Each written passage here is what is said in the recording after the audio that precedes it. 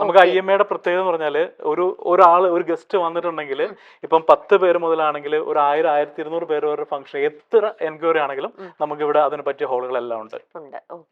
ഞങ്ങൾ ചില സമയത്ത് 3-4 ഹോൾസ് മൊത്തത്തിൽ ബ്ലോക്ക് ചെയ്തിട്ട് 1200 1500 പേരുടെ ഒക്കെ ഫംഗ്ഷൻ അങ്ങനെയും ചെയ്യാറുണ്ട്. കാരണം മെയിൻ ഹാൾ നമ്മൾ കണ്ട ഓഡിറ്റോറിയത്തിൽ മെയിൻ റിസപ്ഷൻ നടക്കും. Guest is directed to the other floors for food and dining. അവർക്കും ഇഷ്ടപ്പെടും. ഒരു സമയത്തും കൺജഷൻ വരുന്നില്ല. എക്സ്ക്ലൂസീവ് ആയിട്ടുള്ള ഒരു ഫംഗ്ഷൻ അങ്ങനെ ചെയ്യാൻ പറ്റും. Building is blocked for that. അങ്ങനെയും ചെയ്യാറുണ്ട്.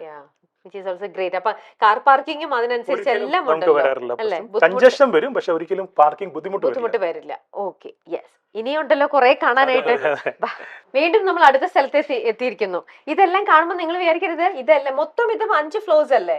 ഈ ബിൽഡിംഗ് മൊത്തം ബാങ്ക്വറ്റ് ഹാൾസ് ആണ്. അതാണ് ഇങ്ങനെ കാണുമ്പോൾ ആക്ച്വലി ഇത് ഫസ്റ്റ് ഫ്ലോർ ആണ്. താഴെ lobby, second, third, fourth, fifth എല്ലാ ഹാൾസ് ആണ്. നമ്മൾ മേളിൽ നിന്നാണ് ഇങ്ങനെ കണ്ടിറങ്ങി വന്നത്. അപ്പൊ നിങ്ങൾ വിചാരിക്കരുത് ഇതെല്ലാ ഫ്ലോറിലും ഇതേപോലെ ഫംഗ്ഷൻസ് നടത്താൻ പറ്റുന്ന ഓരോ ഹാൾ ഉണ്ട്. അതാണ് ഇവിടുത്തെ ഏറ്റവും വലിയ പ്രത്യേകത.